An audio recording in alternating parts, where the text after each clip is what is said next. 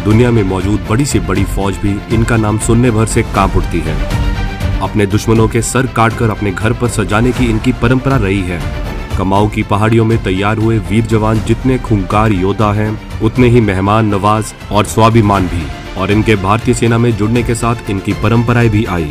ये और कोई नहीं बल्कि भारतीय सेना की सबसे युवा रेजिमेंट नागा रेजिमेंट है और पूरे विश्व भर में ये हेड हंटर्स के नाम से जाने जाते हैं। और आज की वीडियो में हम नागा रेजिमेंट से जुड़ी सभी इंपॉर्टेंट डिटेल्स को देखेंगे, तो वीडियो को लास्ट तक जरूर देखें। नागा रेजिमेंट इंडियन आर्मी की इन्फेंट्री रेजिमेंट है जिसकी फर्स्ट बटालियन 1970 में रेस की गई थी।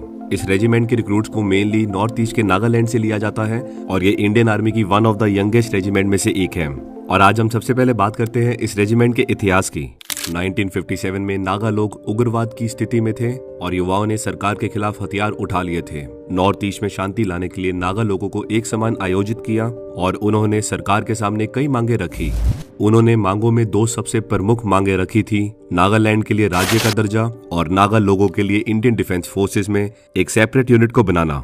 और इस तरह 1 दिसंबर 1963 में नागालैंड को राज्य का दर्जा प्राप्त हुआ और उसके करीब 7 साल बाद यानी 1 नवंबर 1970 में नागा रेजिमेंट का गठन किया गया under the command of lieutenant colonel RN Mahajan VSM।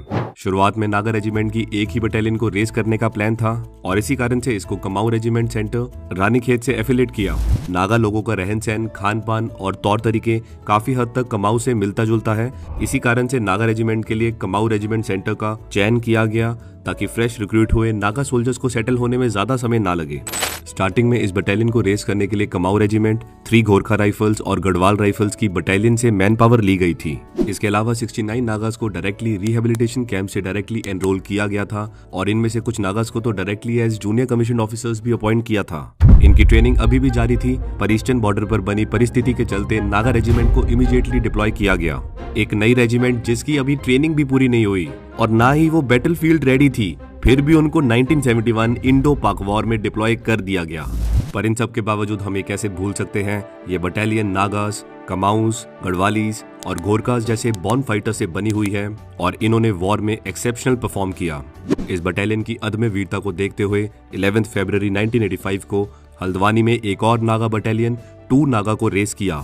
आज भी नागा रेजिमेंट में 50% नागास मौजूद हैं और बाकी 50% सोल्जर्स कमाऊस, गढ़वालीस और गोरखास हैं।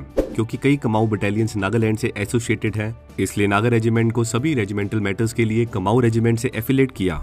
अगर नागा रेजिमेंट की यूनिट्स की बात करें तो फिलहाल इस रेजिमेंट में 4 यूनिट्स मौजूद हैं, that is 1st battalion, 2nd battalion, 3rd battalion और एक यूनिट टेरिटोरियल आर्मी की ही है, दैट इज 164 इन्फेंट्री बटालियन। ये रेजिमेंट इंडियन आर्मी में इन्फेंट्री रोल प्ले करती है। इसका रेजिमेंटल सेंटर है रानीखेत कमाऊ। इनका निकनेम है द हेड हंटर्स और इनका ये नाम क्यों रखा गया इसको वीडियो में आगे देखेंगे। नागा रेजिमेंट की वॉर क्राई है जय दुर्गा नागा और इसको 1 महावीर चक्र, 4 वीर चक्र, 1 युद्ध सेवा मेडल, 1 विशिष्ट सेवा मेडल, 10 सेना मेडल, 1 कीर्ति चक्र, 1 शौर्य चक्र मिले हैं। इतनी युवा रेजिमेंट होने के बावजूद इस रेजिमेंट के कई सारे वीरता के किस्से हैं। एक बार एक जवान किसी से पूछता है, साहब सुना है ये सर काट के ले जाते हैं और इंसान भी खा लेते हैं। डिस्पैचेस फ्रॉम कारगिल बुक के ऑथर सृंजो चौधरी से ये सवाल किसी डरे हुए पाकिस्तानी जवान ने नहीं बल्कि नागा रेजिमेंट के बारे में काफी कुछ सुने 17 जाट बटालियन के जवान ने पूछा था। और ये सवाल भारतीय सेना द्वारा पूछना ये बताने के लिए काफी है कि नागा रेजिमेंट की रेपुटेशन इंडियन आर्मी में किस तरह की है।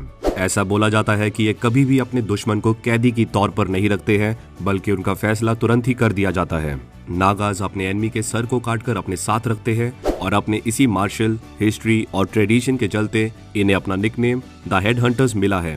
ट्रेडिशनली नागा ट्राइबल्स 2 रीजन से स्कल को अपने साथ रखते हैं। पहला रीजन अपने मरे हुए पूर्वजों के सम्मान में और निशानी के तौर पर वो स्कल अपने साथ रखते हैं और दूसरा कारण है कि ये अपने दुश्मन को मारकर उनके स्कल को जीत के प्रतीक के तौर पर अपने साथ रखते हैं। पहले LOC पर जब भी किसी न्यू रेजिमेंट को डिप्लॉय किया जाता था तो Pakistan army cross border firing कर उनका स्वागत करती थी, यानी डोमिनेंस अचीव करने की कोशिश करती थी। और स्टार्टिंग में जब नागा रेजिमेंट को LOC पर डिप्लॉय किया गया था तो पाकिस्तानी आर्मी ने नागा रेजिमेंट के फॉरवर्ड पोस्ट पर मोटर शेल से हमला किया, पर उस समय नागा रेजिमेंट ने रिएक्ट नहीं किया, जिसके बाद लगातार अगली 2 रातों तक पाकिस्तान सोल्जर भारत की सीमा में आकर नागा रेजिमेंट की पोस्ट पर हमला करके वापस भाग जाते।